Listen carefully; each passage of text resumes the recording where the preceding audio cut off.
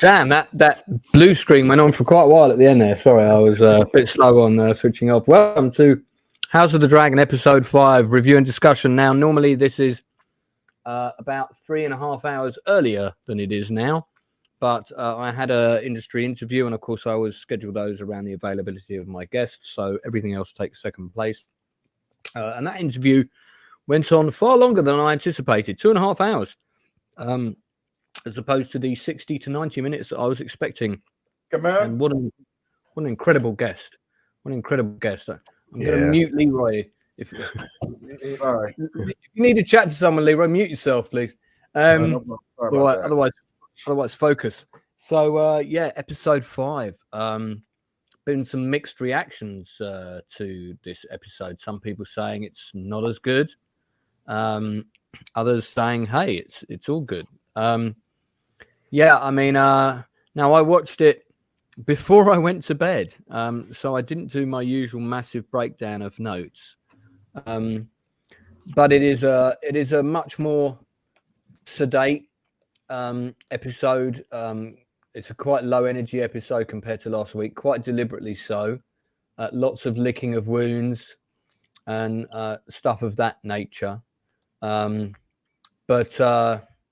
do you want to, with your amazing croaky voice, talk us through what happened? Well, previously on House of the Dragon. Yeah, here you go. Oh man, she's quite a good sort of voiceover voice. It's you can tell whenever they do the previously that these characters from previous episodes will be in this episode. You know, because like even if you haven't seen it for 2 or 3 episodes, they're reminding you of their presence. Exactly. But we're definitely coming off the aftermath of one of our favorite characters, Rhaenys, and Rhaenys right there. She had it's still weird. I mean, I get people of this character, but boy, I went over this scene about 5 different times. She's not surviving, guys. I'm sorry. She's still a human being. She's not a superhero. Her character is basically confirmed as dead in this episode. Yeah. Aegon is still alive, but injured. Aegon is still alive, but very badly injured. That location, that is St. Michael's Mount in Cornwall. Oh. In the southeast, southernmost eastern tip of England. That's like at Land's End, we call it. Wow. Very beautiful wide shot. Now, Corlys he's mourning the loss of his wife, which we'll get into that later. You know, he found out Rhaenys died. Yeah. And Rhaenyra's crying because she lost her cousin, one of her best friends. And here we go. We get to see the dragon head, and they're parading. How do you say Meleys? I keep forgetting the dragon's name. Meleys is the name. Yeah, they're parading this dragon all around town. And obviously it's a CG shot. I did appreciate the fact that you still see the steam coming off the flesh. Yeah, and all the flies are buzzing around it. And I like the fact that instead it's having the reverse effect. Instead of it being a morale boost for everyone, because dragons are kind of sacred, everybody's seeing it as a curse. Yep. That's the mood of the crowd is very negative. Yeah. That's problem with Kristen Cole. Kristen Cole's like, oh yeah, look, I'm happy. Everyone, look, we defeated this dragon, and the townsfolk, at this point, House of Dragon, the common folk have never seen dragons battle each other, let alone dragons have been killed. At one point, it is said that, wow, I thought the dragons were immortal. I thought they were gods. People seeing for the first time dragons actually be killed, it gives us like this bad ill effect, this omen, like, okay, now it's getting serious. Like the first dragon in our lifetimes has actually been slain, and you idiots are parading its head all around town. And even what Kristen tells Gawain, Alicent's brother, he's like, yeah, we had a great victory. He's like, yeah, if it was one. I mean, look what you lost. You lost basically. Aegon is out of commission. His dragon's kind of still alive. Rhaenys is dead, and the morale of the people, the morale is at an all-time low for the people. Was it a good victory? It was a Pyrrhic victory. I thought his dragon was dead, because I'm pretty sure it's confirmed later in the episode. Kristen Cole said it was long in the dying. So was that Leroy? It was long in the dying. He was Sunfire was still alive, but barely. Yeah, I mean, we don't see it, but I just assume the fact that it probably is still alive, just very, very weakened. But yeah, Aegon is not dead. Yeah, when they brought Aegon in, I thought he was dead, but once they started removing. Let's not jump ahead. Let's get to that bit when it comes up. Let's keep going. I wanted to show right here the fact that the rat catchers that Aegon mercilessly destroyed and killed, they're like to the point where now you see skeletons. Like, what's that even smell like? You've had corpses rotting for 2 weeks, 3 weeks. How long does it take for a human body to decompose into a skeleton? They've been out there for a long time. I bet Darth Plato knows, and here he is to answer that question. I mean, it's going to be, at least like a month, if not longer. I'm not sure, but imagine seeing it, walking by every day, seeing that shit. Blue collar, there's some historical significance to that, because if you're familiar with the story of Spartacus, 6,000 after Spartacus was killed against Crassus, 6,000 of his people survived, and Crassus had all 6,000 of them crucified along the Appian Way towards Capua, and their bodies were never taken down. Damn. So if you want to talk about, how bodies like I said, their bodies were never taken down. So for years they knelt there crucified, rotting. Yeah. All the way back to where the rebellion started. So it was probably a smelly place to Capua. Can imagine. Yeah, can you imagine doing a long cart journey along there? The Pong would have been horrendous. Keep going, Blue. And Alicent and Aemond all happy and proud. Like, it's not the victory. No, they're not happy and proud. Yeah. Well, Aemond is, but not Alicent. Yeah, so right now, I didn't get this right how we see it. There's somebody in there. I wasn't sure at first if maybe they got Rhaenys' body or this was Aegon. We come to find out that, next scene, it was Aegon, and Aegon, he's alive, but also the big question would be, from that battle and back to King's Landing, how long did this take these guys? A day, 5 days, a week? I mean, he's been sitting like in that armor all basically cooking for like a couple days. I mean, what's that smell like? And also he's been surviving just in this like horrible state and inside there. That's got to be a hell. That's assuming in reality if he would have survived to the trip, because I agree with you, Blue Collar. He in fact that he's still unconscious. He's lucky he's still unconscious, because one thing I know about burns is they're not pleasant.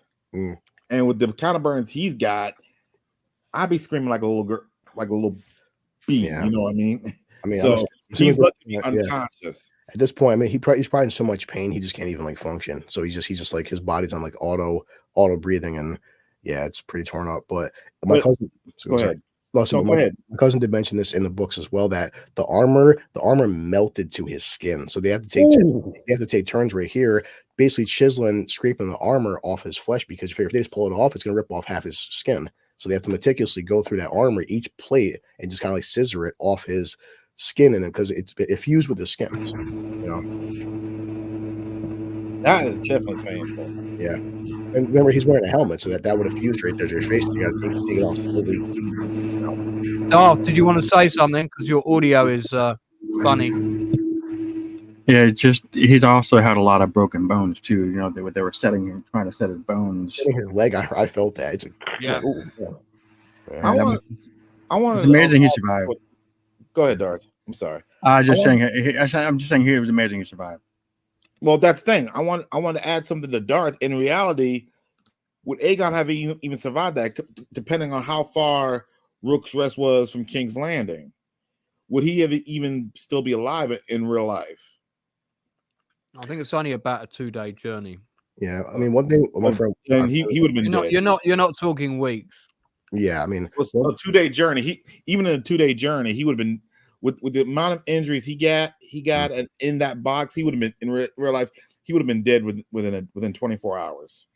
Yeah, I mean, well, that's assuming he used the main road. Remember, it took them more than 2 days to get there. They had to travel through the forest so they wouldn't get attacked by a dragon. Yeah. So on the road back, that actually would have been a perfect time to attack them with a dragon. Yeah.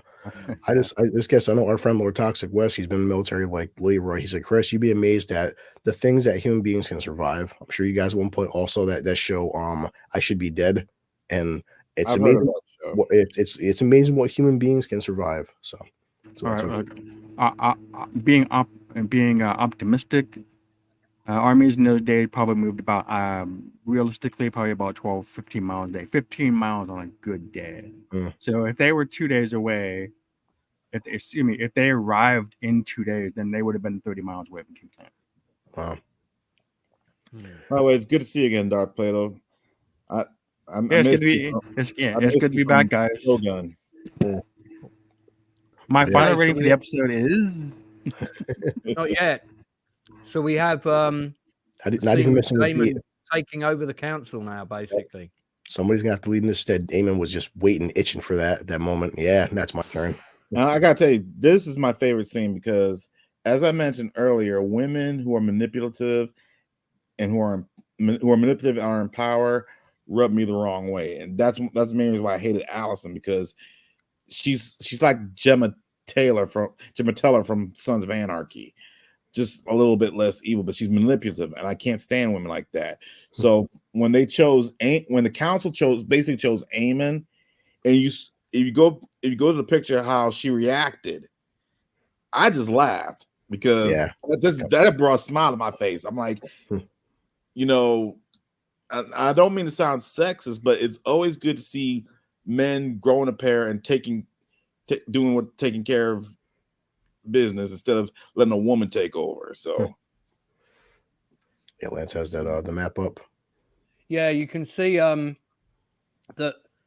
the Rook's doodah, which is a small thing, so it's not on this map, but Duskendale is there. It's relatively close to Duskendale, so it's not that far from.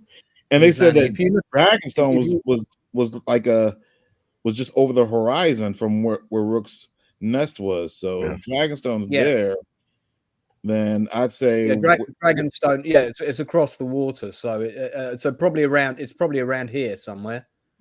So not that far from King's Landing. If you watch this map for long enough, you'll see a silhouette of a dragon fly over it. By the way, which is pretty cool. Yeah. So nice. All right. So yeah, the council meeting. We'll come on to favorite scenes later, but this scene is a strong contender for me as well. Yeah. Basically, the council's giving it to Rhaenyra, and she is fighting her council. But do you have issues with me, Sir Alfred? I'm not sure. Some people, it's 2024 guys who have to read that into it, but he does say it's merely that the gentler sex has not been much privy to war. But she does clap back, saying, so far, my father, our whole lifetimes, there hasn't been a war in 80 years, so just as much peace as I do. And she's not wrong. Smart, and she's right. Yeah. What I like about Rhaenyra is that she's not manipulative, at least as far as I could see. Yeah. Well, the biggest problem they have right now is because Cole, after winning that battle, the problem that Rhaenyra is having is that she has no ground troops.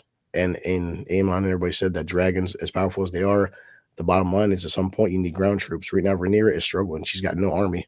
She has supporters, but no one's ready yet. She's got a navy that counts for something. Yeah, but the navy wouldn't help on the every time they get into ground fights. They need troops right now.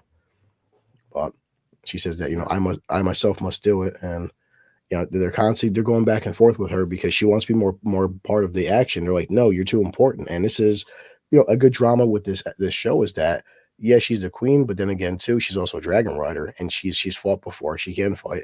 You can't have her sit in the back all day waiting. But yeah, this scene right here. So basically, Jace wants to go see his uncle Damon. And same thing, he's getting pissed off with his mother because his mother basically has him, sitting around waiting, and she does tell him that she only protects you, but he's frustrated. And same thing, I get your mother protecting your son, but your son is a dragon rider. This war is going to get more deadly. And at some point, you can't have your dragon rider sitting in the back waiting. You are a mother, yes, you're the queen, but your options are limited, guys. You just lost, Rhaenys. Yeah, this actor who plays Jace, Harry somebody, I think his name, he's really growing on me. I like him. And I'm glad these two are getting some dialogue scenes. They're getting some narrative. They were very underwritten in the beginning. All the big actors, all the big names were getting all the meaty stuff. So it's nice. They're getting a bit more. What's happening to Damon? His character is sort of like, initially you kind of feared and respected him. Now he's kind of he's descending into madness, isn't he, basically? Because that witch, yeah. Will he become the Mad King, the person who was referred to as the Mad King? Is that going to end up being him? It could be, couldn't it? Oh, I think this is like 200 years before Game of Thrones lands. Yeah, so before the Mad King. I doubt it, yeah. But the Mad But King Jake- was also before Game of Thrones. He was like before Game of Thrones. So Well, he was the father of Daenerys. Yeah, because remember, it was Robert. Robert's the one who killed the Mad King. Actually, no, Jamie. Sorry, that's why Jamie's called Kingslayer. Yeah. So yeah. so it's like this is 200 years before that. No, they wouldn't have lived that long.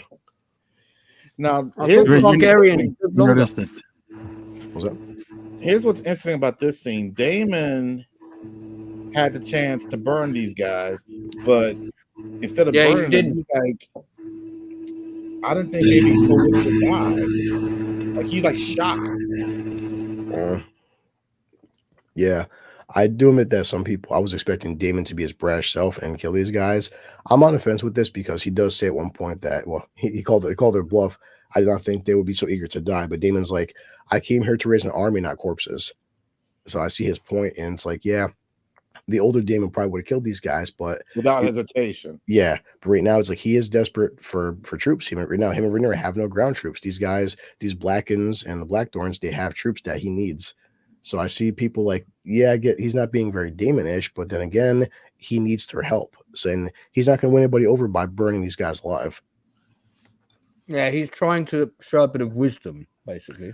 But then it seems So, it's dumb. I Because, I like it when characters do things we don't expect. You know, or their narrative sort of becomes a bit entangled. It's realistic. It's good.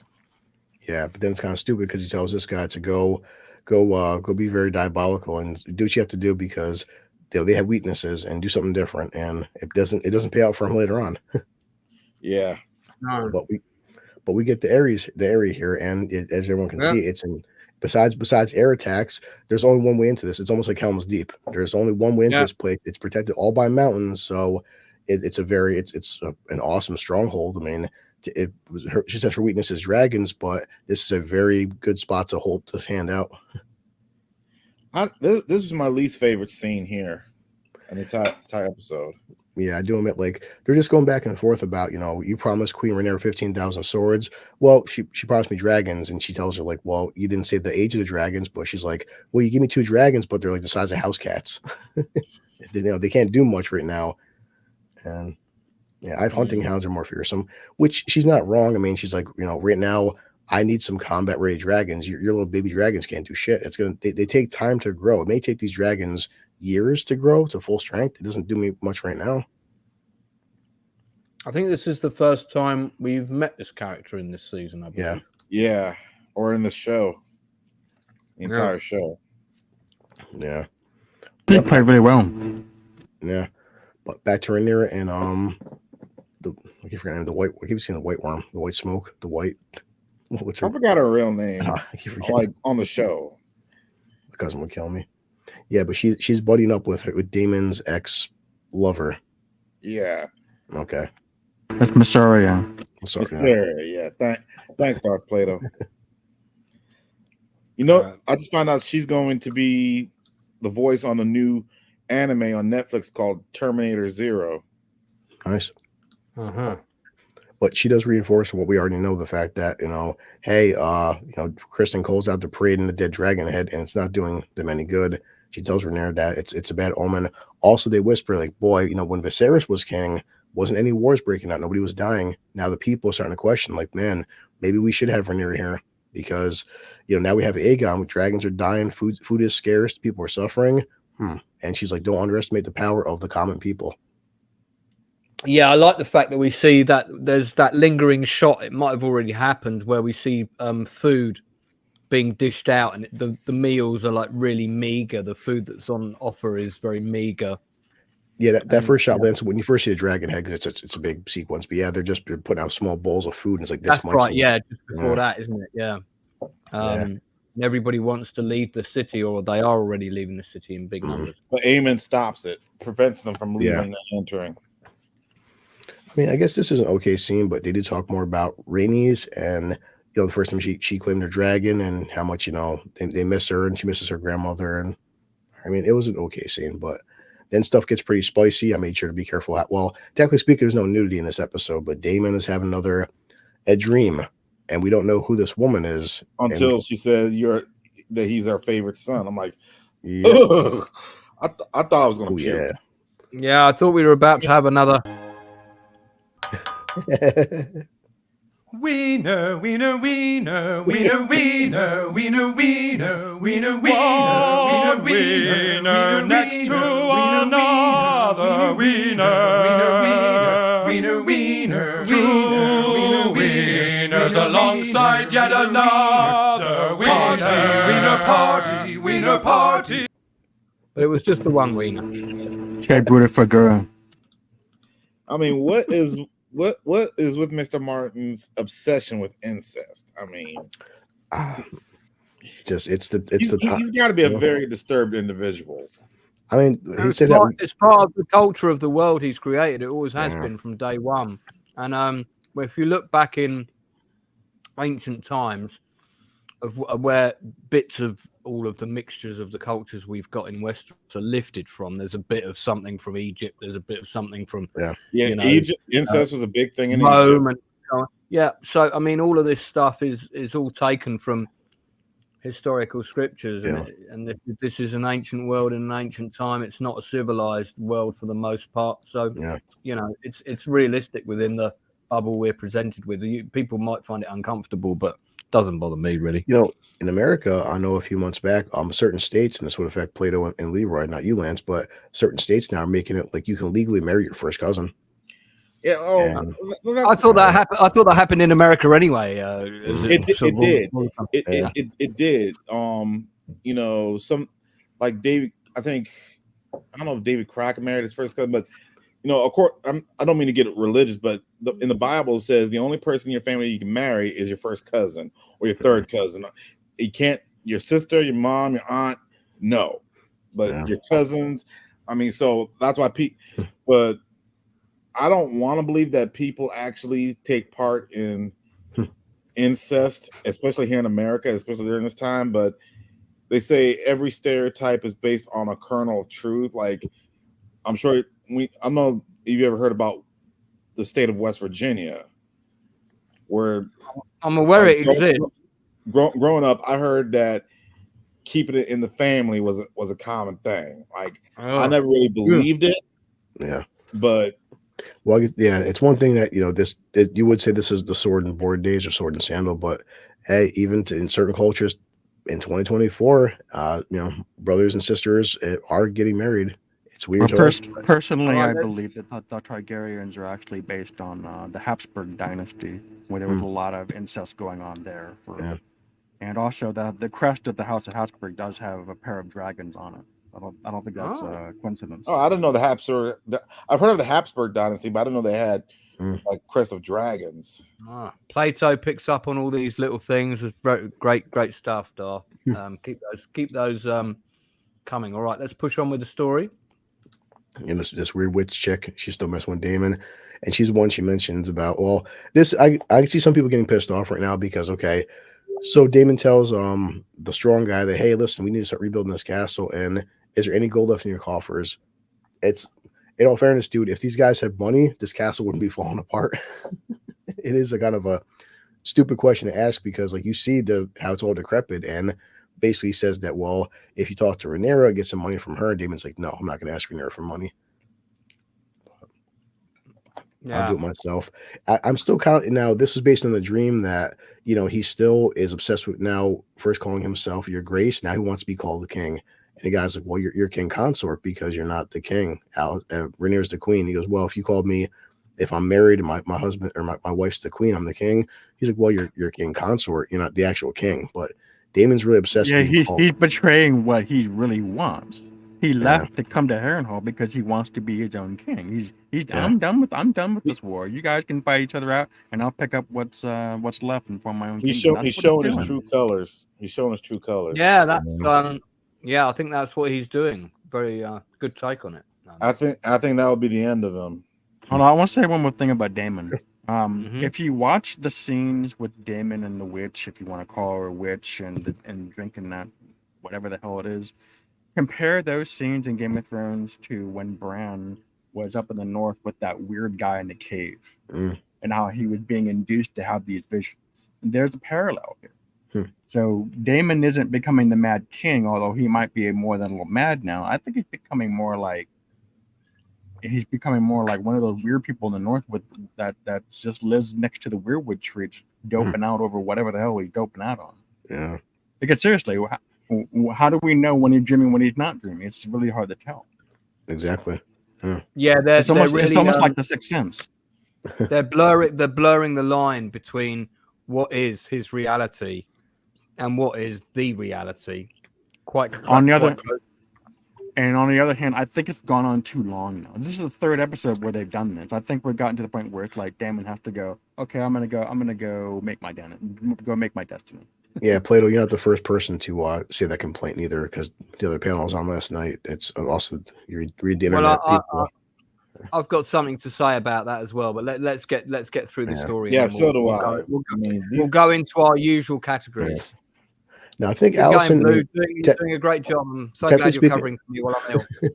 Technically speaking, Allison is right, but Allison does have the most experience because she was married to Viserys, and Otto is her father. But of course, she wants to basically, I'll take over as regent. And like Leroy said earlier, Laurie's here and Kristen Cole are like, well, maybe you're not the best. Maybe it should go to Aemon. And she's like, well, Aemon is young and he's a very good dragon rider. He's good at fighting, but he wouldn't make a good king regent. And boy, they all turn on her. And like you're saying, Leroy, there's a good scene where as you're talking, the camera's coming back out and coming back out. Yeah, that's my favorite scene right there. And she almost had like a panic attack, just like because she expected to get that and like no. But damn sure the character is she's experiencing a lot more to like what Otto said 2 episodes ago, where man, now she's losing control of what's happening, and now Aemon and Kristen and Laurie's they're all taking over, and now she's almost like she's in the position of her son. She's sitting back and just there's nothing you can do. These guys are taking over, and you have to sit back and just accept it. Yeah. It also parallels what's going on with Rhaenyra. Yeah. And I just want to say one thing. Like I said, Aemon is rubbing off on me because I can relate to both Aemon and Aegon because I don't want to say give up too much information, but when it comes to dealing with women who are manipulative and have more power than they should, I'm experiencing that department. So for Aemon to basically, I never would have guessed that, Leroy. You never mentioned that. So for Aemon to basically take the power away from his mother and basically putting her in her place with the help of the council brings a joy to my face. And now I want to see what she's going to try to do because I don't think she's going to take it lying down. So that even makes it more intrigued. It's good that the show is letting you live out your past life vicariously through Alicent's downfall, Leroy. I think that's very satisfactory. Let's push on. This scene is very good, but we'll come back to it. Let's push on with the plot. Well, first thing he says, someone cut down the effing rat catchers. All right. Yeah, I mean, he takes command and makes some good decisions immediately. Like he sits down and starts just giving orders, and like he's been waiting for this stuff already. It's just already playing out in his head. But I guess Plato would know my cousin as well. To Lance and Leroy, this character Huel, and I guess he's gonna become important later on. But he has a sick daughter. But Huel will be important. I guess there's some kind of dragon seedling people coming on, and I just based on what I heard. But I think he's ultimately going to ask for money. This is my prediction with him. I think his daughter is going to die. Well, that's going to happen. From what I saw from the episode, I think she already did die. Wait. Let me make this point. He's going to have to ask for money. He's going to have to be demanding about it. He's either going to then be executed, or he's going to be party to a riot, which is going to occur within the city, which is then going to cause them even more problems because they then got. So he might become a leader or a key instigator in some sort of internal revolution within the city. That's already all been set up with this, because the big undertone narrative is everyone in King's Landing is trying to leave. That's really what this episode establishes firmly more than anything else. Yeah, I was going to suggest that as well. Yeah. All right, let's move on. Now, so she didn't know this, but Kristen, the reason Kristen basically turned on her for, because he says to her, what happened, how bad was the battle, and he's getting some major PTSD because he saw the destruction of like how powerful these dragons are. He says to Alicent, he's like, these men had their armor, it melted. And because remember, I love that one of my favorite scenes last episode, Lance, was he walks up to the guy, puts his hand on his shoulder, and all he sees is a skeleton in ash. Mhm. And it's one thing that, remember, hearing about dragons, they've never seen dragons actually fight in combat. So Kristen's like, now he's shook. And he says, we need a dragon rider should lead us, because he just saw how bad this battle was. Allison, I care about you, but your son, after what your son just did with Vhagar, we need a king, we need a regent, we need somebody who is just going to take charge. We can't have someone being passive. Her and Rhaenyra want to be passive. After that battle with Rhaenys, he's like, no, the time for that shit's over. We need action. I think Rhaenyra is going to be more action too. Rhaenyra, like I said, Rhaenyra is done. In the last episode, Rhaenyra already moved past her passive feelings, because she said, look, there's no chance of peace, so what are we going to do? She wanted to go to Rook's Nest and take on Aemon, but so that's proof that she's not manipulative, and she's already let go her passiveness. She's accepted the fact that war's imminent, war's here, so she should go. But they won't let her. She's got a big dragon. She should absolutely go. Yeah. Well, they said maybe this was their largest. If the dragons are the key to the war, use it. Yeah. Well, indeed. But that's what Kristen says. He goes, the dragons are the key to this war. He's like, we hand off this war to the dragons. That's why he wants Aemon on the regent for. Yeah. All right. So now we have them sealing off the city, telling people they can no longer leave. We can see the population is extremely unhappy. This girl is on the verge of death. I think she died in that scene. Well, it's possible. That's kind of obvious. Yeah, it's possible. Yeah, actually, hold on, Lance. Are those extras, or are those computer generated? No, I think that's a real crowd scene. Let me have a closer look. Certainly, the key group in the middle, that key group in the middle where you see with the guy with the sort of the green head thing, this core group here, they would probably be a stunt team, because that'd be quite dangerous. And then you can see this outer group here. See this outer group? This outer group's barely moving, so they would be extras. But I'm pretty sure those are all real people in that shot. Yeah, nice. Doesn't look like any CG composition to me. Like I said, I do admit though, we'll get into a minor quibble. Is like right now, okay, the morale's low for people. They're screaming, "We want meat, we want food, and we're low on supplies." Yeah. Then from it, Aemon, then if everyone wants to leave, right, and your resources are getting low, let them go. Why would you keep people in here if they're draining your resources? I think it's a sign of weakness, because what they're afraid of is all of those people. Don't forget, word and mouth is, costs lives, and what will happen is they'll all leave the city. They'll say King's Landing is fallen, these guys are finished, the city is in a terrible state. Those rumors will spread all over the land, and that will destable the power control that they have over the kingdoms. So that's why they don't want to go. Yeah. Oh, we have a great dragon shot right there, man. Said the CGI's it's a chef's kiss. Great shot of the twins as well, and I like the way it looks slightly different from how we see it many years later, hundreds of years later. They've tweaked the architecture a bit. Like, this is what it looked like early on. The towers are slightly different in design. I like that. Yeah, so basically they want Harrenhal, and of course he's like, and Jason's like, yeah, take Harrenhal then, which is not a great move, because right now your uncle's over there and you haven't talked to him yet. To give away Harrenhal without Daemon's permission that might bite you in the ass later on. But excellent wide shot. Not sure where they built that. The same thing. Yeah. Yeah, and that's probably all effects. Wow. So they might have shot part of it on a dam in England. We've got a dam like that. You can walk across. It's got a lake on one side of it and like a big drop on the other. So they might reminds me of Stirling Bridge. Yeah, a little bit. Yeah. Well, we get back to Harrenhal, and Daemon is doing manual labor. I have to respect that, because Daemon, I never thought he'd be doing that. He surprised me doing that. Right there. Let it not be said that, he said, "Let it not be said that Daemon Targaryen failed to dirty his hands in this war," and he's getting blisters on his hands. All right.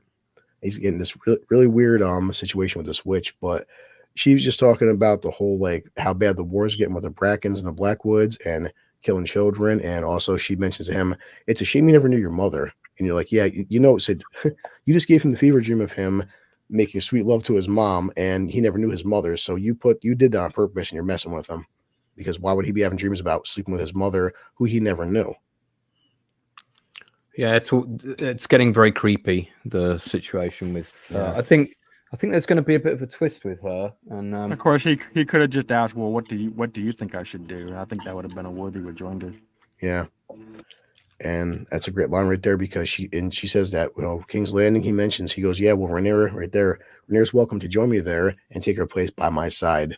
So you really want King's Landing, and you're at this point, you're not doing it for Rhaenyra, dude. You're doing it for yourself. I think either he or Aemon are going to die in battle together, like in the Northmen, or Rhaenyra is going to kill him. We'll see. But yeah, he's kind of turning into Jack Nicholson's character on The Shining. Yeah, he is. Yeah, that's a good analogy. Yeah, nice. Actually, the axe might. Hey, look, see what the other here with the axe. That might actually be a give it away. He's gonna start chopping through the door now.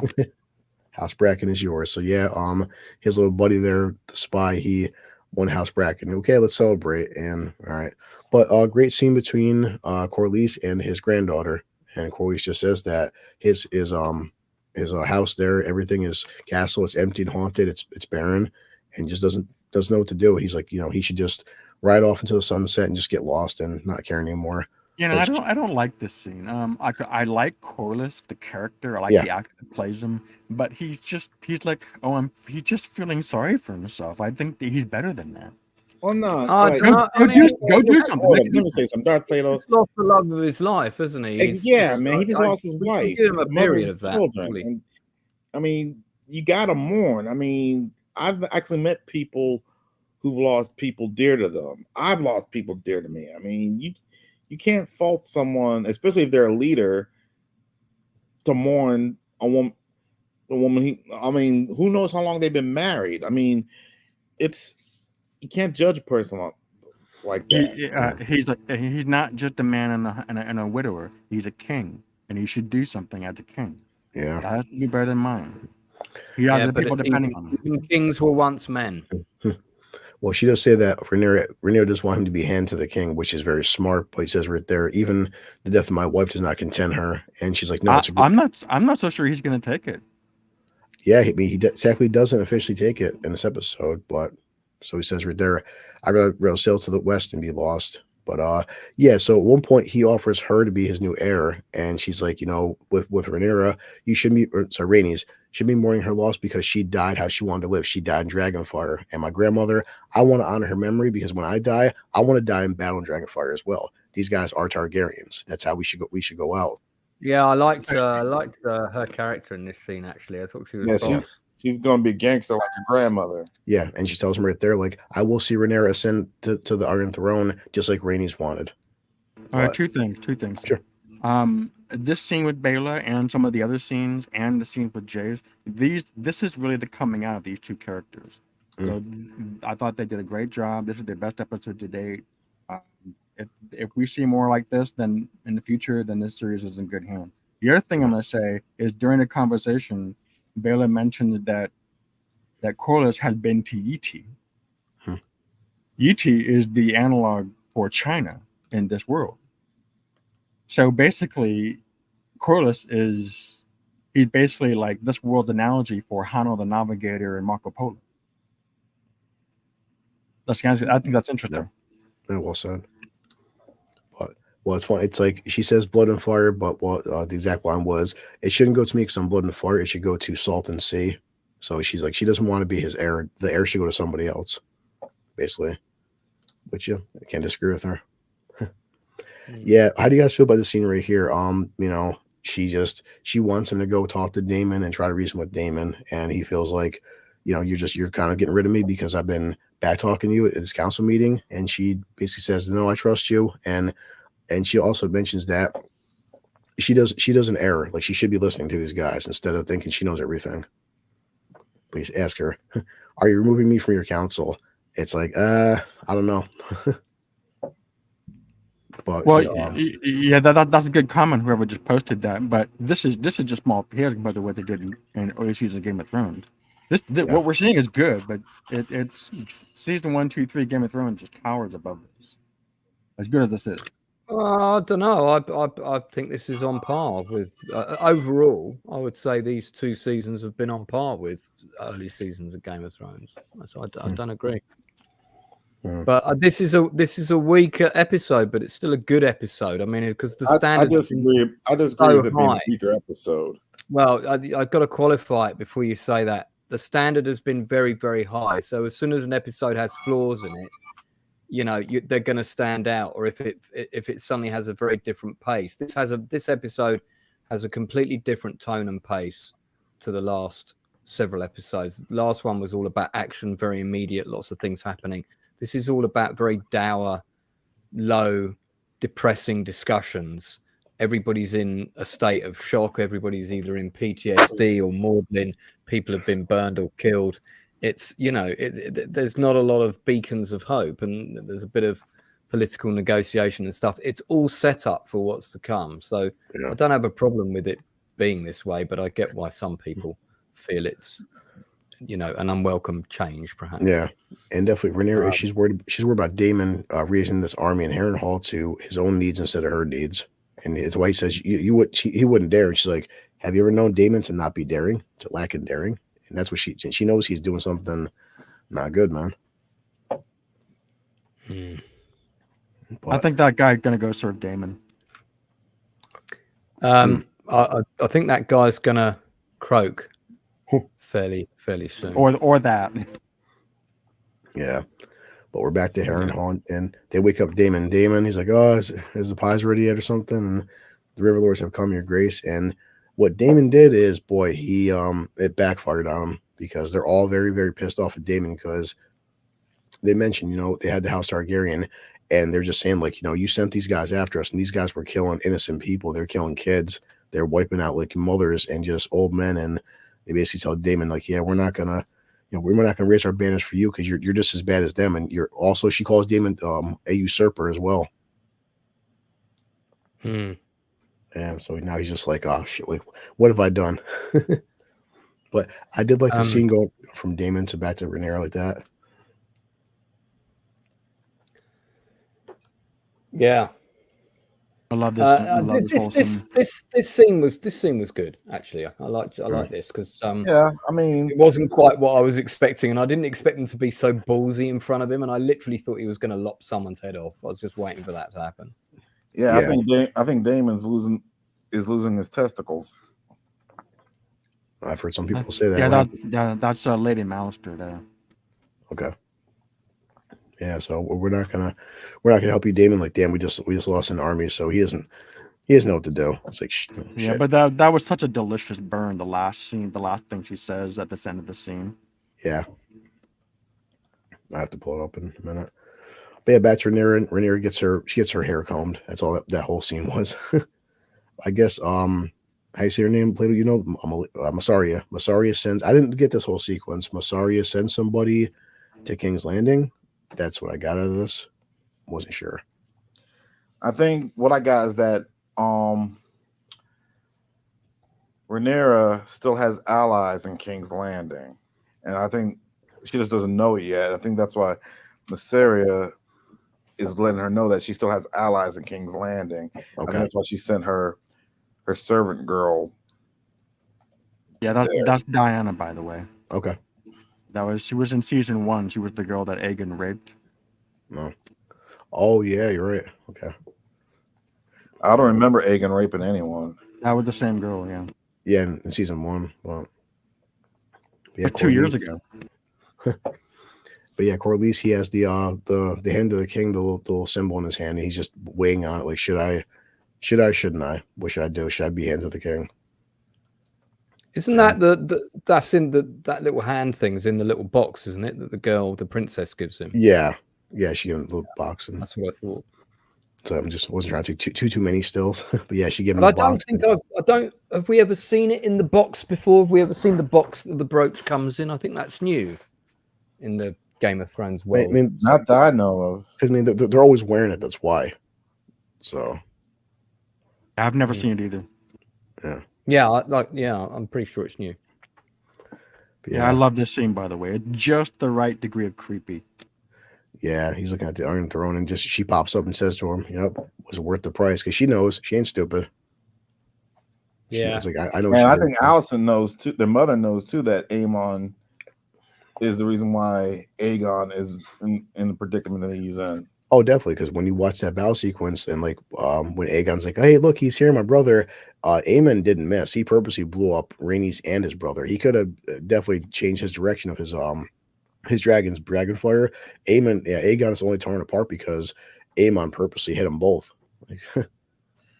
And like I said, Aemon's growing on me. I mean, I don't get me wrong. Family loyalty is big for me, but I also believe karma's a bitch. And I like Aegon too. Like I said in the last episode, if he didn't go into battle drunk, I wouldn't have lost respect for him.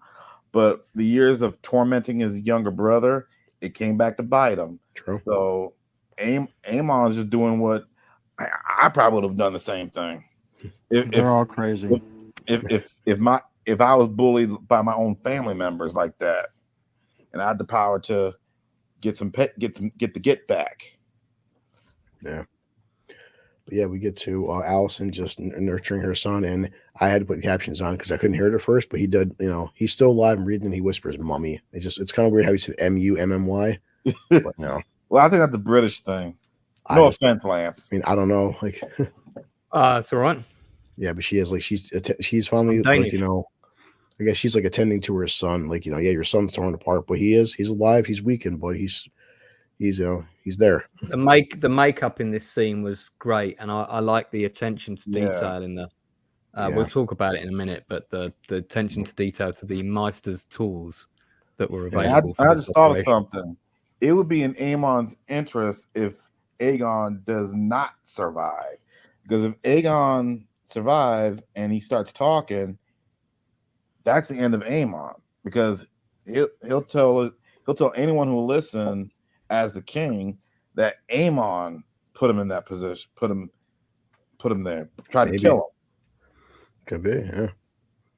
Yeah, we're back to Rhaenyra, and she's like her father reading through the books, and she's like, yeah, Vhagar's first rider, and he still mentioned basically her and Jace saying that the problem is we're down a dragon, and what do we do? And she's upset as well because I'm a dragon rider and everyone's fighting. I should be fighting with them, and I can't. And it's really getting to her. And Aemon's in King's Landing, and they start breaking down. Vhagar is big, but Syrax is quicker. They have a bunch of dragons in the keep below them. The problem is they have no dragon riders. That's the issue. And I do agree with her, though, because she says that, should I go out there and fight, or should we just sit here and just wait for them to come to us and them to destroy us?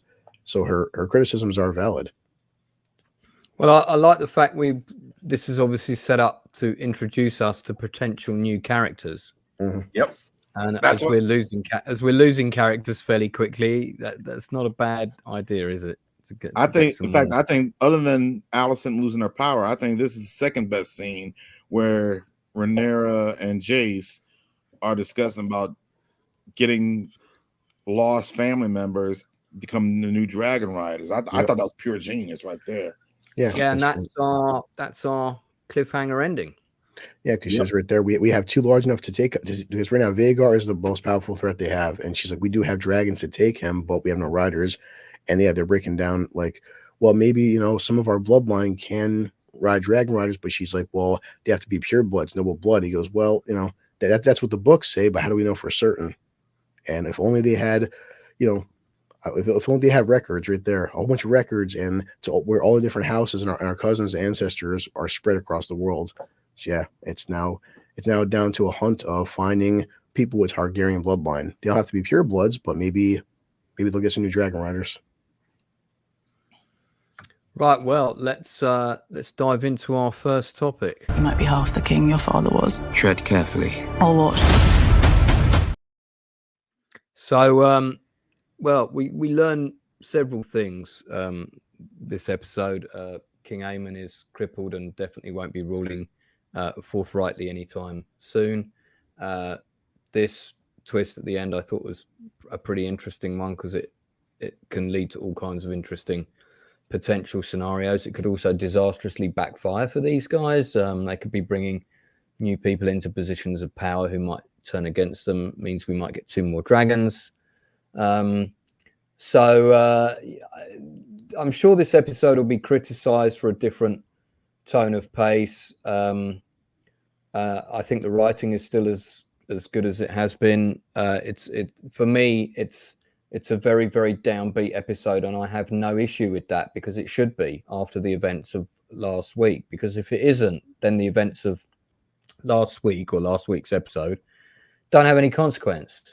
Oh, if the cat, like for example, if people are saying Lord Corlys should just get back out and go charging out into a fight, you could make that as a choice, which we would have seen a million times before. But what they've done is they've taken time to actually set up that these 2 characters are deeply, deeply in love. We had screen time of that. We know that. So we know he's going to feel very, very grieved at her loss. And for all we know, those scenes take place on the same day that he finds out. So I don't think it's I can't criticize him for not grasping the sword immediately. And the man's allowed to grieve for a couple of days, especially while the war is in a state of flux and nobody really knows what the next best strategic move is going to be. But yeah, so I'm not. There's one thing. We're going to get onto cast and characters next, and there's one thing about the episode I find annoying. But just sticking with the story and the script, I think the dialogue is good. The pace of this episode is appropriate. And it's got a lot of good moments, which we'll come on to a bit later. So I don't know why you said somebody Blue gave it 1 out of 10 on the stream you did yesterday. On Naughty, yeah, some people really didn't like this episode. Did somebody actually genuinely give it 1 out of 10? Yeah, that's someone needs to meet me. I kept this. I found this replay right there. So yeah, that's her line. Who ordered the slaughter of a child in his mother's arms? Oh boy. Yeah. That's a good scene. I mean, and what's good about this scene as well is it illustrates perfectly why they don't want people to leave King's Landing, because the voice of the people can actually be quite powerful. The voice of rumors. Look how fast this information travels. These people are like the internet, basically. So if you have everybody leaving the city, telling everybody else in all the kingdoms how bad it is there, and that the people in charge have lost control, that's the last thing you want, isn't it, if you're the authoritative power? Yeah, but it's also important for the crown to be able to keep the population fed. If it can't do that, then you lose credibility. It's very important more food for the dragon. Have legitimacy. You can the weaker ones you can send down to the dragon caves and tell them it's the safest place to sleep, and then that plays into my point better. Yeah, I mean, there's pros and cons, but you can look, and also I think this is a leadership that's in a state of panic. They're not every move they're going to make is the right one. Well, hold on a second. Look, when during the small council scene, they're talking about who the regent's going to be. It's like, well, it has to be Aemon. It can't be Alicent. Well, why are they doing that? They're doing that because they want to present themselves as being serious about the war effort, and they want people to see that. That means they care about how they're being perceived. They can't just something me and Dan can't agree on.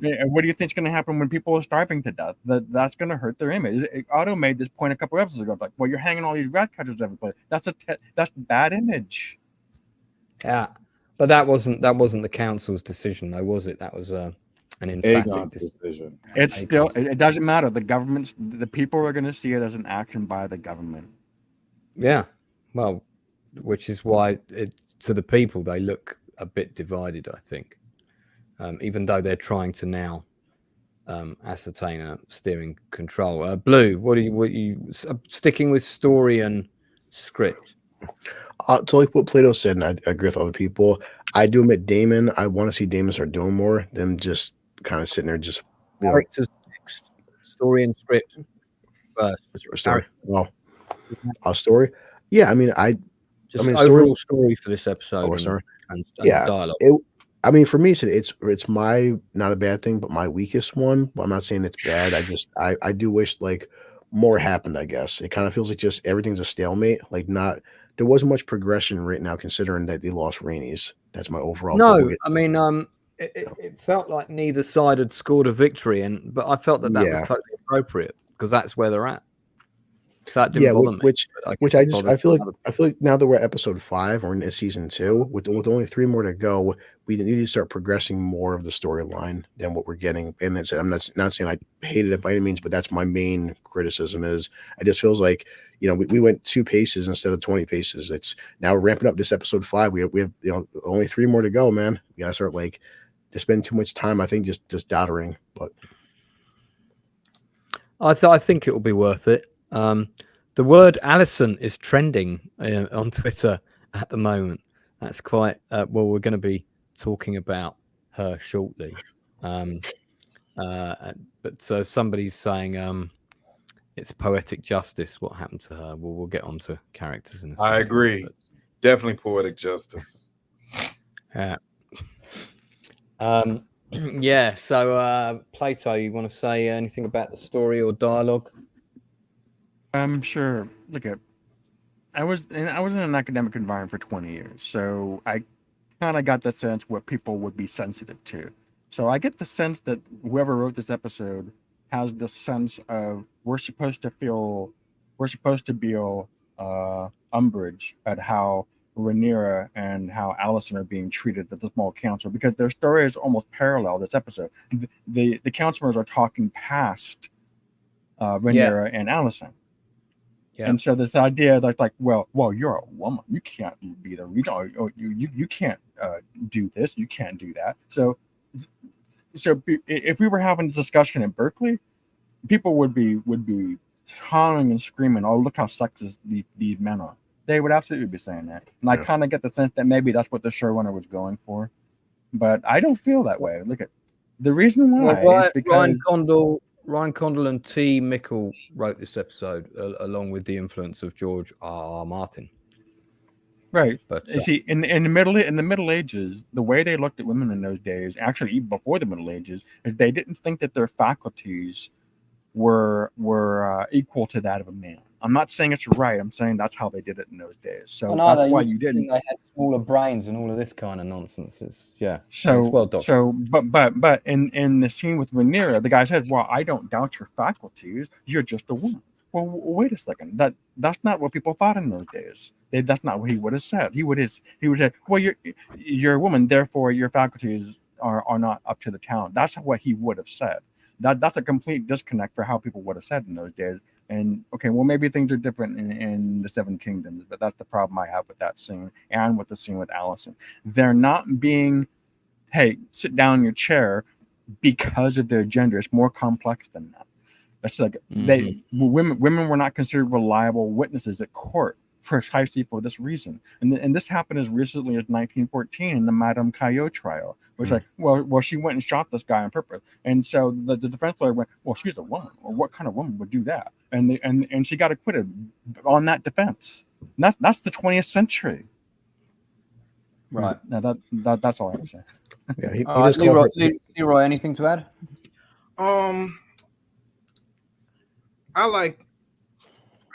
I like this episode. I thought the whole story was good. My only complaint was just one scene when one of Lord Corn, the daughter that was at the that went with the 2 baby dragons at that castle. You guys know which one I'm talking about? You were talking about the woman who was in the veil. Yeah, I thought that scene was kind of boring, but other than that, I thought good dialogue. And piggyback on what Darth Plato said, as I mentioned earlier, I think there's a big difference between Rhaenyra and Alison. Alison is manipulative. You know what? Rhaenyra is not manipulative. She's a leader, and she's trying to do the right thing by her people. And as we saw in the last episode, she wanted to see if there's still any chance for peace before committing to a very bloody and costly war. I mean, that's she really doing it for the people. and that's what a leader does. When she realized that war was coming and war was the only option, she did what she had to do. That's what a leader does. Man, Alicent is, like I said, she's like Gemma Taylor from Sons of Anarchy. She's manipulative. She wants to control the men in her life, especially her sons. And I know both Aegon and Aemon definitely, what's the word? Because of the R, not regret it, but damn, I always seem to find the wrong word for it. It's resented. They resent her trying to control Aegon's the king, and he wants to be a king. He's trying to act like a king, but it seems like his mother and his grandfather keep getting in the way, and he resents it. And in the last episode, he had an opportunity to prove that he was worthy to become a king, but when he went in the battlefield drunk, he lost my respect. Aemon, the same way. Aemon, only difference is Aemon, to me, is a victim of bullying by his older brother, and he resents that. But he also resents his mother trying to control stuff, trying to control every bit of his life, and he wants to be free of that. So that I'd say. So when the council chose Aemon to be the next in line to rule in his brother's stead, and the look on Alicent's face, it was priceless. And that's what I love about the whole episode, that people that you don't like who are in power, especially women who are manipulative, losing their power, while women who are not manipulative are finally growing a set and doing what needs to be done. And I'm very shocked at all the negative criticism that this episode has been getting. When Blue Collar said that one person gave it 1 out of 10, I'm like, I like to meet this person. It certainly. I agree. I mean, I don't. We'll talk about we'll sum up at the end about our overall thoughts. But I got a lot out of this episode because I mine it for information.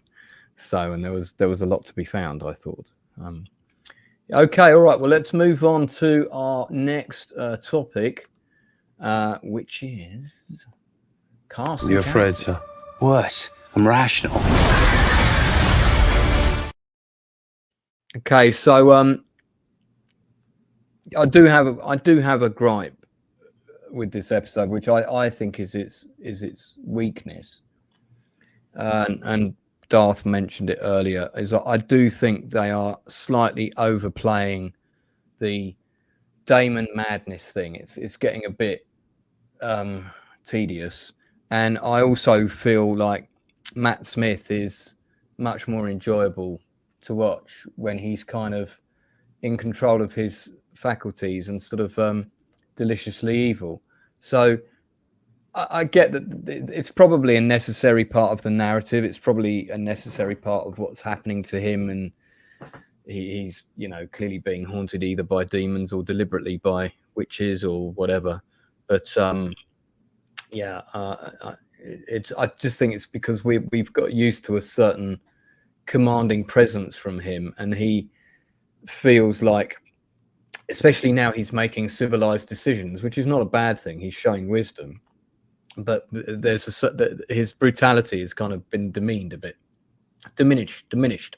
So the power of that character has been diminished a bit. Now that might well be deliberate. It might well be justified. I think that's what a lot of people don't like. I don't particularly think it's a bad decision, but I get why it's grating on some people because of the very solid vision of him that we've been given. Alicent getting her comeuppance, and her the acting of the actress in that episode, absolutely outstanding performance. In fact, the acting from everybody all round is pretty good. Like I mentioned earlier, nice to see the younger cast getting a bit more to do, getting a bit of dialogue, getting a bigger sense of their characters. I do feel like there should be, because these two, the princess and Jace, were originally sort of shoehorned to be married.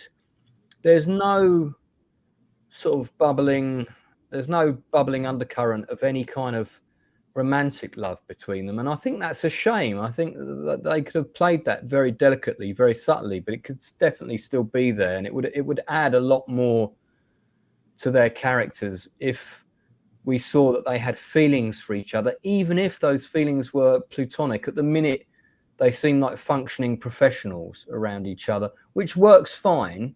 But I like the actors and I like what they're doing. I just feel that the writers could have given them a bit more to work with, because they are very young. I just think their characters could have been a bit more fleshed out. There could have been a bit more tension between them. Maybe they don't like each other, but at the minute, their relationship seems very flat and very functional. And I think that is a little bit of a weakness in the writing. If I had to point out a weakness anywhere, I think their characters are underwritten and not as well written as the rest. I get that they're not authoritarian, they're still young, they're still finding their way, but that's a goldmine of stuff that can be played with. People fall in love young, don't they? They have crushes and stuff like that. So it would be nice to see more with them. Maybe that will come out at the end and it will really kick us in the feels when it comes out of nowhere, when one of them's about to die or something. If I had to pick a standout character for this episode, I'll probably go with Alicent Hightower, and I think also for me, she probably takes the acting honours for this episode as well. Yeah. Blue, your thoughts? Cast and character. Yeah, like I said, based on what I've known from Corlys, I like Corlys a lot. He's one of my favorite characters. And as soon as Rhaenys died, I understand the mourning and I get where he's coming from. But like, I just expect him to be very, very, very pissed off. And I want to see like, okay, I got a whole fleet. I'm the king. I'm about to raise hell now because now you just killed my wife. And I understand one scene of him mourning, but the entire episode, and like Darth Plato would say, I'm not saying feel sorry for yourself, but like right now, Lance, we're episode 5, they're into the war. This has been, remember with Daemon and Rhaenyra, that you're mourning the loss of your son, and while the queen is mourning, the other side's getting more powerful. Right now in this war, they don't have time to sit there and keep feeling sorry for themselves. They need to be acting quick because Alicent's side, Kristen Cole, they're all gaining more power, they're getting more troops. You need to be acting right now. Mourn later. Right now you can't mourn. It's got to be quick. That was my main criticism of Corlys. I know why he's upset for, but I want to see Corlys angry, And like you said, Daemon, I get where it's coming from. I just don't want to see Daemon this entire season be stuck in Harrenhal. I mean, we're episode 5, and Daemon hasn't done anything this season. Not really, that's all I can say really about it. I mean, yeah, I do like the fact that Alicent did get her comeuppance, and yes, you've seen Alicent making a mistake, but I'm not even mad at Alicent in a sense because she did hear Viserys say Aegon, and so she didn't mishear him. She just didn't understand what he was saying. But in Alicent's mind, her son should, and that was the whole point with her and Rhaenyra. My son should be on the throne. That's what my husband wanted. He did say it, but she just misheard it. But Alicent's really feeling of like, she's getting upset. And I do like Kristen Cole's PTSD. Seeing the dragons. Yeah, Blue's touching. I just want to comment. What Blue is touching on is precisely why I call the story a tragedy. It's worthy of being a great tragedy, precisely for that reason. Yeah, it is absolutely. You got anything? Which character were you engaged with the most this episode, Darth? I'm gonna say two things. One, I think the obvious choice is Alicent. I don't think there's any question about that. But I also want to mention Lady Arryn, because this character, say what you will, it was a very good portrayal of a stuffy aristocrat. I liked it. Okay. And same was the same with the acting honors. Well, I thought I just said that, Alicent. Sorry, I thought you meant that was your favorite character this episode, but was that also your favorite actress this episode? Okay, well, I don't think they are. Let me think about that. All right, Leroy. I don't think so. I don't think they're any different. I think Alicent really ran away with it for me. Yeah. I said the same thing. She was my favorite character, and I also thought she stole the acting on us for this show. I mean, to be fair, she got some of the best scenes. Leroy, what about for you? I have to say it's a tie between Aemon and Allison, because I can relate to Aemon and the way Allison getting her comeuppance and losing her power, just the reaction she is showing, to me symbolically, it's patriarchy over matriarchy. And as someone who supports patriarchy for good reason, not because I'm sexist or anything like that, but as someone who lived in a matriarchal household, that's why I support patriarchy. So to see Aemon coming into his own with the help of the council, overpowering his manipulative, overbearing mother, it's tied between Aemon and Allison, because just the reaction that Allison gave after she realizes that she's no longer in power, I'd say that was my favorite between those two characters. Oh, fair enough. Yeah. Louis XIV had that problem too. Oh, really? With his mama? Yeah, he had to take some drastic measures to get the mama and Cardinal Mazarin out of the palace. Anybody else want to say anything else about the acting or the characters in this episode? I have to admit, I did think we might get a scene with Hightower Senior at his wherever he is. I would feel better if he never returns. Well, I feel like he's gonna. I think he's gonna come back, and I think he's gonna survive. I think he's gonna come back, and he's gonna be a major character in season 3. That's one of the things I predict. So I think actually this is a good time to talk about this. I think he's gonna survive. Okay, so Team Hightower. Let's I'll tell you what. Let's go through these individually. For a second, I'll put this. Let me put my screen up.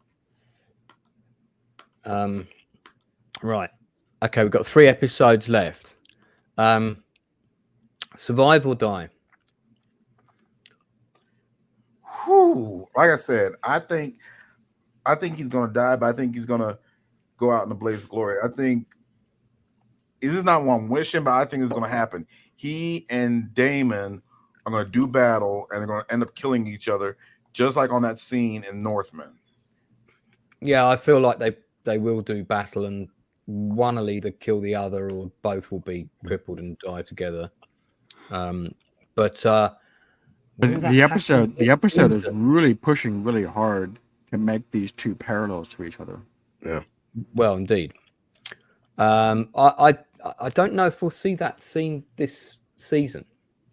Not everything's going to happen this season. They've already got season 3 commissioned, so yeah, they don't have to wrap it all up in 3 episodes. So I'm not sure he's going to die this season. He might, but I'm not 100% confident that he will. So I'm kind of jury's out for she will survive this season. Yeah. Kristen Cole. I think I'm going to say he's going to die this season. I'll go with that. I think he's probably 60% over the line for a gruesome death this season. Quite possibly, he might get taken out by the clubfoot. It might be some kind of seedy assassination thing. But we shall see. Hightower's son on the left, played by Freddie Fox. I think he's going to live. He might do. Something about him tells me that he's too good to die. He's rational. He's reasonable. I mean, when we first meet him, he's a snotty asshole. But after he and Cole escape Bela, he gives Cole his props. He's really deep down a good person. So I think he's gonna come into his own, probably in the later season. It's Game of Thrones is gonna die. I think there's a very strong chance he'll die. Definitely go out in a blaze of glory. Yeah, trying to avenge his wife. Vengeful act. I think that's highly likely to happen in episode 8. If he survives to the next season, I'd be very surprised. I'd be pleased because I love the character, love the actor. I think there's a lot more they can do with him. I think he will survive to next season. Yeah, Blue, you're muted. Because he's like one of the main characters. But then again, so was Stark, Sean Bean's character in Game of Thrones. He was a star, and they killed him off towards the end of season 1. Yeah, but I think you never know. I think this guy, as the main antagonist, I don't see as a writer, and I could be wrong, but I don't see his narrative being completed in the 3 episodes. Yeah, I think he will survive to the next season, and I think he will die by the end of season 3. That's my prediction. Yeah, well, we are going to see. Even he thinks it. You can tell he's sitting down now. Lance has spoken. I need to take a moment. Yeah. So Alicent Hightower will survive this season. Both the Queen protagonists will survive.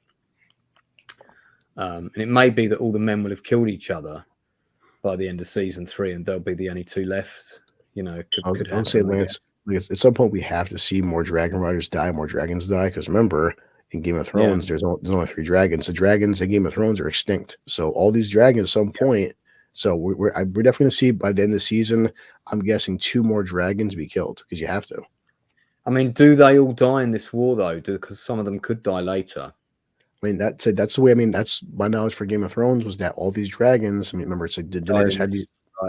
You know, that's to my knowledge, that's the whole point of House of the Dragon. It's showing when we get to Game of Thrones why dragons were extinct. Okay, well, we'll see. Yeah, what about some of the other characters? What about Clubfoot Larys? Do we think he dies at the end of the season? Well, I hope he dies, but I don't know. His manipulative kind. So let's see. We've covered all of these. I think he's still going to be around. I think he's going to make it through. Her character isn't. By the way, I find her character in the show completely unnecessary. I have to say. Sonia Zuno, no fault of the actress, but she's just.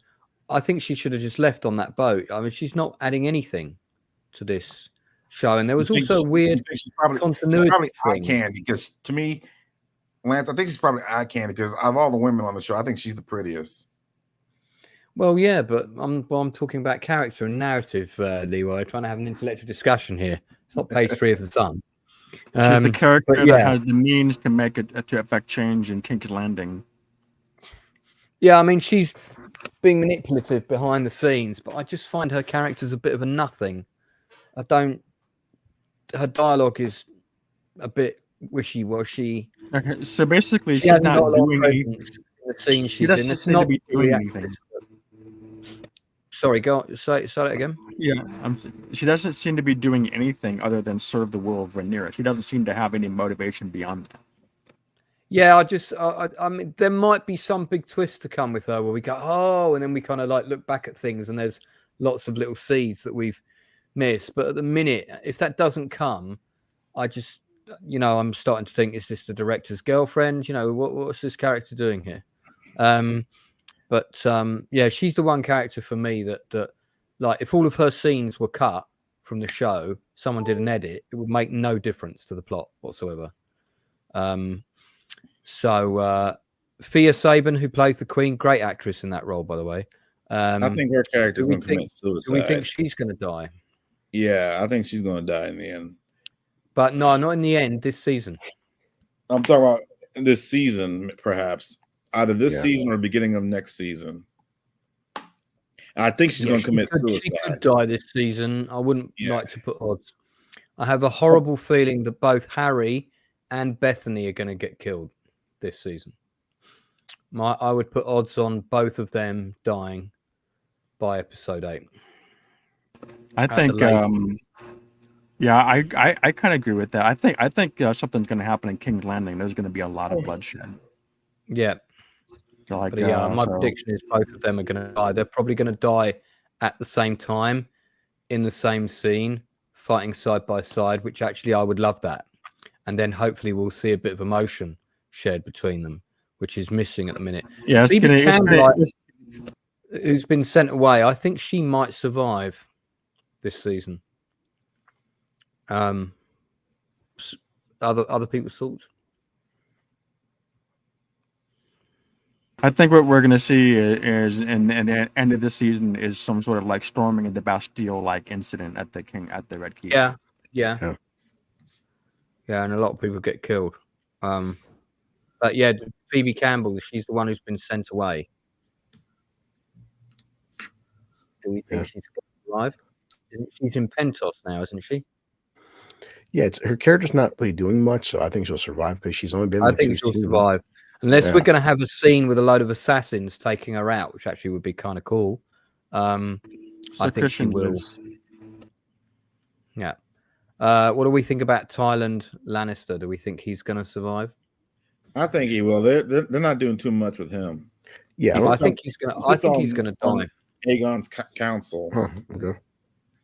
I think he might die.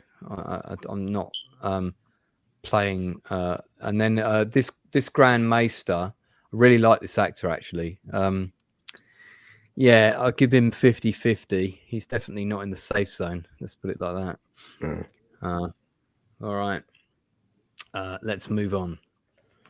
Yeah, there was some pretty damn good effect shots in this episode. Blue, could you grab a couple of them and get them up? The horrors I have just loosed. Two shots that immediately come to mind for me that really beautifully visualized the world, and they really reminded me of those old Alan what's-his-name's paintings of the world of Tolkien, Hobbit, The Lord of the Rings, all that. He did all the initial kind of like visuals for Peter Jackson, and he'd already done an art book, a very well-known art book of the world of Middle-earth. So that the visualizing of the world is really good. That's not an effect shot. That's an actual shot. St. Michael's Mound at sunset. That's a real location. There might be some CGI removal of some, satellite dishes from the monks or whatever, but that's a real. Yeah, I don't know how much effects there is in that. I'd say fairly minimal. But there's the one of the twins, and you've also got the one of the Eyrie, and also the dragon head. The dragon head's very well done. Yeah, I said just like seeing the steam coming off it, like whoa, it's good. I'd love to know what the people were actually given to look at in that cart. Yeah, I wonder what there actually was there for them to sort of stare and react to. That'd be interesting to find that out from someone who was there, wouldn't it?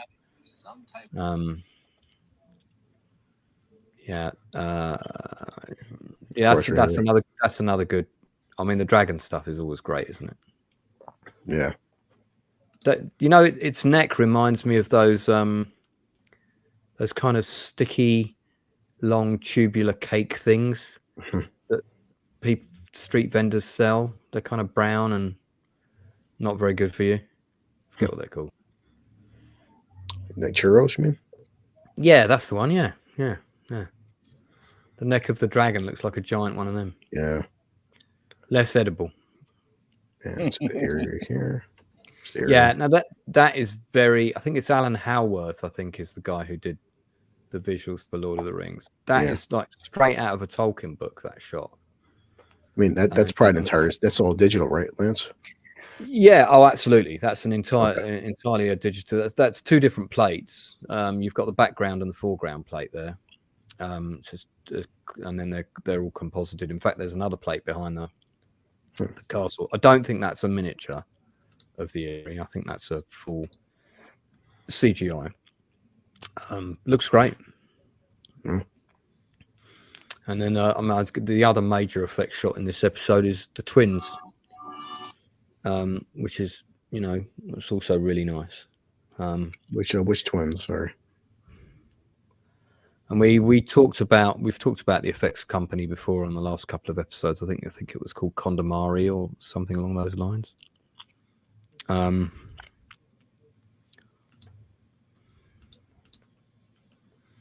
Yeah, really good. Really good job. Try to damn dragon. because there's a shot of, isn't the dragon sitting on one of the twins? Isn't it sitting on one of the towers? Yeah. Yeah, I like that shot as well. That's a good shot. I love the art direction. I mean, like, got to give some props to the art direction team: Clara Gomez, DeMoral, Rachel Hardy, Angela Marin, Celine McDowell, and Nick Wilkinson, who's the senior art director. That's a great shot. I love that shot. That shot's amazing. Yeah. I love that they put the twins slightly out of focus at the far end. It's just stuff like that gives it a real perspective. You get a sense of the scale and the distance, and yeah, that's another great one there. Now that looks like that's got some real elements in it. So difficult to tell, but it looks great.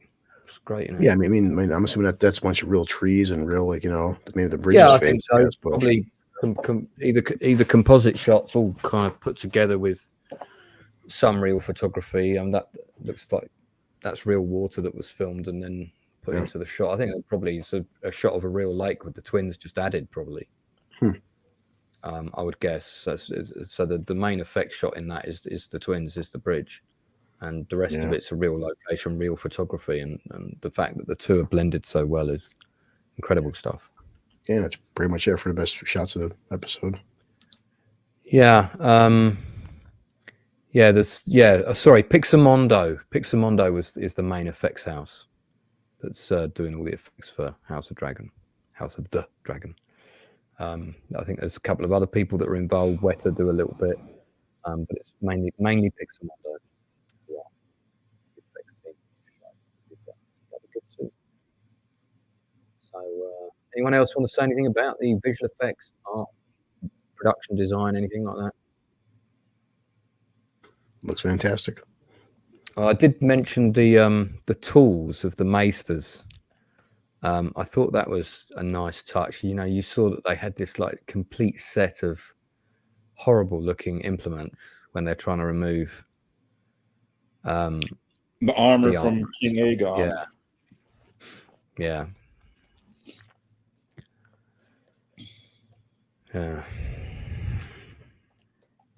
He's lucky he's unconscious.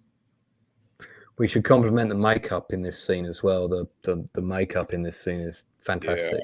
I thought really good job. Very convincing. Yeah, I love the way the burn is down like one side of his body because that's where he got hit. I like too when you first see the shot, then pulling off the chest plate, you see actually this black ooze coming off his skin. I'm like, oh boy. If this was the acolyte in the next episode, all these burns would be down the other side of his body. Because they will have forgotten. Lay off the acolyte. Did you not see the way the scar moved, Leroy? Did you not spot that on the guy's head? It's like a really massive mistake. They scar him in one particular place, and then the scar moves and changes direction. I don't care. It's a good show, and it's better than Andor, which was slow. Well, we'll do a special jury episode where we can we have you on board to put the defense for the acolyte about it being brilliant television. You think Egan's going to survive? I think I think it might be fun to have him around still in season 3, and it would be great to see. Aegon? Yeah. I think Aegon survives. I think they're going to keep him because I think his character's to see this version of his character, and he'll probably become like some sort of demented madman. But it could be really interesting.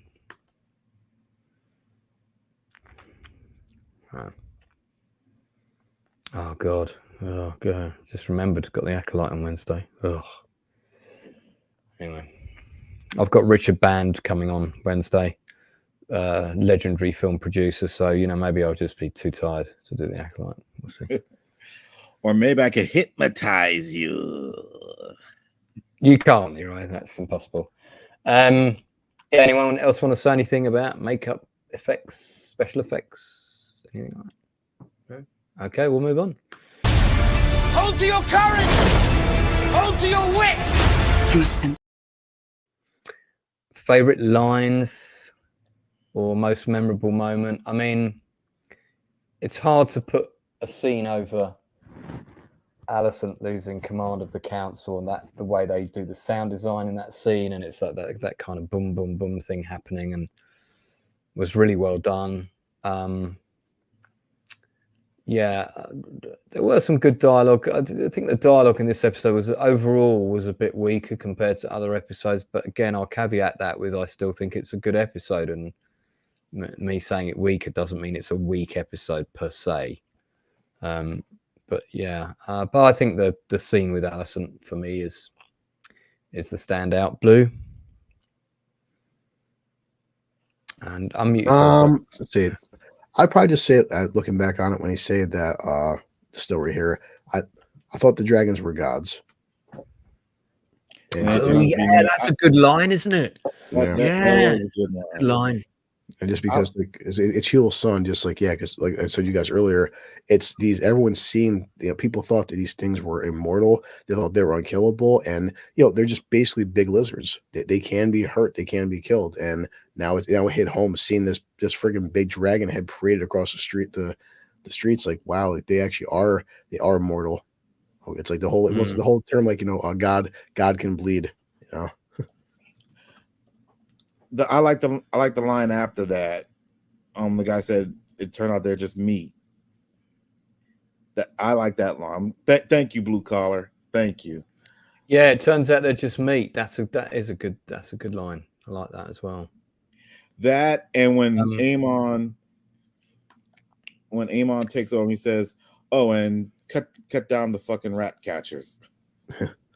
No, I thought that was a good line too. That's a joke. The guy does say it's meat. That's one joke that Dan was saying. At one point I'm thinking to myself that you said everyone's starving, right? You said you want some meat. You have a big cooked piece of steak right here. Yeah, I mean they've got the rest of the dragon to who knows what. I think they keep all the skulls inside the Red Keep. Yeah, but there's a big body attached to this head. Don't forget, and wings. Want dragon burgers? Yeah, dragon burgers. So hey, all the fun of the fair.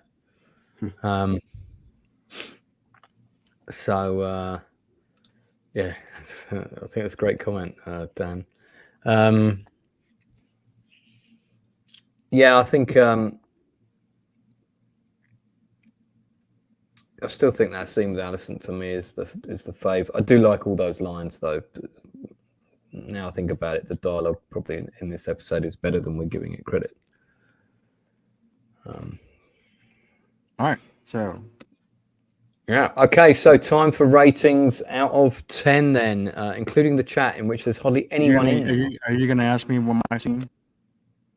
Oh, Darth, did I forget you again? Sorry, mate. I'm fucking knackered because I've been up really. I didn't go to bed till 6 o'clock last night. All right, let me set this up for you. Yeah, jump in, mate. Sorry, you go for it. Oh, favorite moments or lines?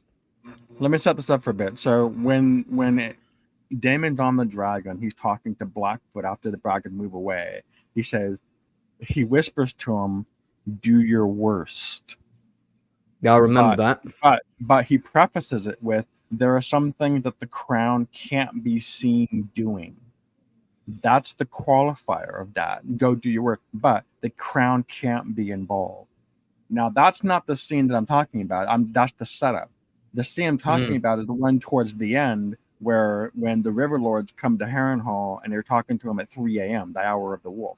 That's my favorite scene because that conversation earlier where he says the crown can't be involved, that scene in Harrenhal is where that blows up in his face. Because when the River Lords are talking to him and they say they're riding around with the Targaryen standard proudly, they're doing the very thing he's told Blackfoot not to do. That's my favorite scene. That whole I love the whole scene. And my favorite line of dialogue also comes for that scene when later Malister says, "Know this, interloper, the Riverlands are an ancient place, watched closely by the eyes of the old gods and new, and dragon know we shall not raise our banners for a tyrant." Yeah, that's a good scene actually. I like that. I love that line. It's like, what does Shakespeare say? Sic semper tyrannis. Love that That's line. the motto of Virginia. Thus always the tyrants. That's the motto of Virginia. I remember Well, yes, that's true, but it also was a reference to Caesar. I didn't know that. I just know the reason why John Wilkes Booth said that before he assassinated Lincoln, because that was the Virginia state motto. Yeah, but where does it come from? It comes from Caesar. Anyway, that's my favorite scene.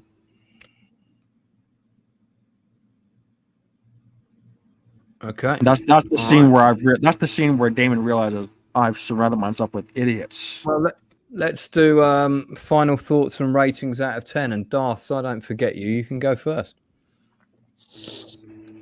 I'm gonna give it a 9. I like the episode, despite I hear what you're saying. There's valid criticism, but I still like it enough to give it a 9. 9. Okay, 9 out of 10 from Darth. Blue. Okay. Didn't hate it. I have some issues with it. I'm still love the show. I'm giving it a 6, and just because for me, yeah, I feel like certain scenes were dragging on especially with Damon, and also like the scenes with Corliss and his daughter Bela, and like the scene with Rena talking about Rainey's. I just feel like a lot of stuff. It feels like a lot of scenes were dragging out, and like from a show where we're 5 episodes in, and even season 1, I was attached to these characters. I feel like they're kind of padding some of the runtime out. I still like it by any means, but it's just for me my weakest episode, because I feel like when an episode is it's an hour and hour and 15 minutes. I feel like they could have shaved off a good 15 minutes of this episode. And even Lance would say in Plato, some scenes felt like they could have been cut out. Some characters, just a lot of padding, which I don't feel like much was going on in terms of like the story progressing. But Blue Collar, even a 6, that an 8, I understand. 8 or 7, I don't understand. But a 6 is a D. I mean, 6, that's harsh. Okay, I didn't hate it, but I'm just giving my honest opinion. Like I just out of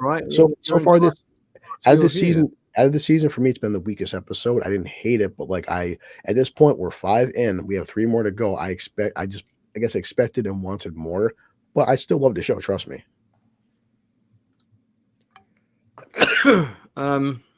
Leroy. 9.5 out of 10. Okay.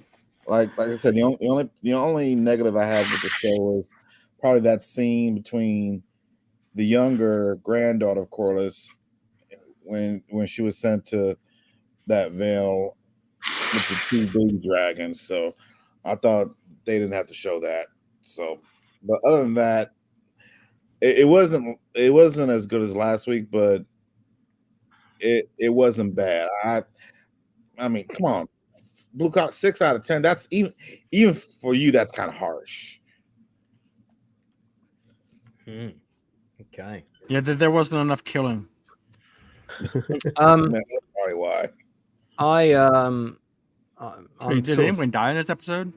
I think I'm at 7.5 because I'm between 7 and an 8, and I'm not 1 point off for. I feel it's good that the princess and the prince got some dialogue. They got some scenes. They're especially the princess when she sees Lord Corliss. It feels like their characters are being fleshed out. There might be a reason that we're not seeing why it's not included. I think it would just be. I would like to see more of an emotional connection between those 2 characters, even if they're not destined to be lovers or they don't actually love each other, even though they were due to get married at one point. That's my understanding anyway. I would still like them to care for each other as individuals, and I'm not feeling a connection between those 2 characters, and there's every reason why there should be one, even if they feel like they're brother and sister to each other. I want to see that connection between them. I don't think the script is serving them. The actors are fine. They are young, but they're perfectly fine. But I think the script could have done more with that. I'm not saying they have to be romantically involved. I think that you could have underscored that very subtly. It could have been that they have feelings, but they're both suppressing them. That could have been really nice to see that tension. But you didn't have to go that way. It could just be more of a friendship thing. But there's definitely a lost opportunity there. Pace and tone is consistent, but I think the consistency of the dialogue for this episode, we've got some really good standout lines, we've got some really good standout scenes, but then we've got that scene at the Erie which felt very flat. I would agree. It was. I don't think it's an unimportant scene. There was useful information there. It just felt flat. I didn't think the characters were particularly interesting in that scene. There's more that could be being done in other areas as well. I have a question which we didn't cover in the story. Now, I was 7.5 out of 10. The woman who is on a mission to get out of the castle, and the guard says to her, "We didn't really cover that bit." And the guard says to her, "Most people are trying to get in." Is she trying to get in? Most people are trying to get out, and she's trying to get in. Most people are trying to get out. She's trying to get in. That's Alinda. Yeah, that's Alinda. Who is she on a mission for? What's she doing? I think she's on a mission for both Lady Massaria and Rhaenyra. So she's effectively the dead letterbox between the two of them, is she? Yeah. Is that everyone else's understanding? Because I didn't connect with that. And how many times have we seen that character before in this season? This is my first time seeing her. Are you talking about Linda? I'm talking about the woman who was trying to get into King's Landing and said to the guard she's on a mission. That's Alinda. Alinda was the maid to Rhaenyra. Yeah. She was in the scene where the two twins started fighting in the bedroom. Ah, right. Yes. Okay, that's her. Yes. We haven't really seen enough of her for me to remember who she was, because there are a lot of minor characters in this show, and I was like, okay, we've seen her before. Who is she? What is she? So she is okay. So she's on a mission of communication then between those characters. Okay. All right. Okay. Well, So I give it 7.5. Was that 9.5? I'll say one more thing. Massaria, you said we were talking earlier about Massaria. Massaria. Think of Massaria as the master of whispers for Rhaenyra. Yeah. Yeah, but she's just not very interesting. She's just pretty, but she just, look at the present. She's my kind of woman. Yeah, I know, but that's Leroy. We're getting onto separate topics here. I just think that, like the character of Varys in the original Game of Thrones was an amazing character. Had presence, mystery, humor, a deviousness about him, but he also had his own I serve the realm. It was a very moral compass that he truly, truly believed in. With her, I just don't get any. I don't believe her. I don't believe her. Why is she staying? What is her motivation for staying? Oh, because I want to serve you as queen because you let me go. Yeah, okay. It sort of feels a bit weak. And I'm just not really. I just feel that the character just lacks presence in the scenes. I'm just not feeling it with that character. So whenever that character's in the scene, I'm kind of like, okay, what cryptic line are you going to say now that doesn't really mean anything or, have an outcome of anything? So it just like I said, if she wasn't in the show, I don't think it would lose anything. I can tell you when it's watching a second time, taking stills for all you guys. It's a small detail, but remember when Blood and Cheese were there and Cheese had a dog? When they're taking the bodies down, that dog is following the corpse of Cheese. That dog was owned by the rat catcher. Yes, Cheese. But like when they're taking him down, they put his corpse on a cart. That dog's wagging his tail. Everywhere that cart goes, a dog in the background. The dog is following that cart around. Yeah, no, I picked up on that. I saw that. Yeah, I remember that. Yeah, that's a good dog. Yeah, I just didn't notice until like basically the second watch. Like that's a small detail that just I don't know, just it was cool. I've heard stories of dogs doing that. Yeah. Okay. Well, I think that's it then. We're gonna wrap up there.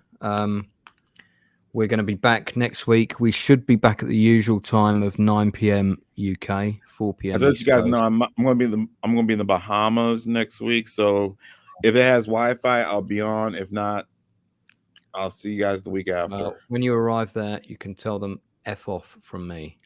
So what you got against the Bahamas? I hate that place. I'm So going there for my uncle's birthday. you'll be all right. Anyway, so that's it from us. Just remains me to thank my panel for coming on. Thanks to the people in the chat for taking part. Sorry we were on much later than usual. Just to remind people, coming up tomorrow, we have the Nielsen ratings, where among the films we're going to be talking about is this one, which Blue Collar Loser is about to watch as soon as he gets off the stream. So we're going to be looking at Attack on Finland, among other films, which came out in 2021, has one of the cast of House of the Dragon in it, Nana Blondell. So you're talking about the Winter War? No, it's not the Winter War. That's a different movie. This is Attack on Finland. This is about terrorists taking over the royal palace. It's got helicopters and special forces in it. So yeah. Also, so we're going to talk also, about Lance, there's a movie I think y'all should talk about that you should see. It's called Danger, starring Scott Eastwood, Clint Eastwood's boy. Is that a new one? No, it came out in 2021, and a couple weeks ago I just saw The Kingdom of the Planet of the Apes. That was a good movie. Well, I won't be covering that tomorrow, but yeah, I'll bear those in mind for the future. Chris, you got anything you want to plug, mate, before we sign out? Nothing. Tomorrow we're watching True Lies, Lance, and then we're doing your Nielsen ratings. So yeah. Oh, you're doing True Lies tomorrow? Yes. Yeah. Wicked. So as usual, the time is still trying the time filtered out. Bright boy alert! Bright boy alert! So Bill Paxton's so good in that movie. God, love Bill Paxton. Don't forget, I am talking to film producer Richard Band on Wednesday. So the Akashite review will be later than normal, if we can be bothered to do it at all. That's not sure I can be that depressed. It's the finale, Lance. Yeah, it's the finale of the I need to guys to like the shows that I like. Yeah, well, we can't. You know what they say, Leroy. You can't polish a turd. So thanks everyone for coming on. We will catch you all again soon.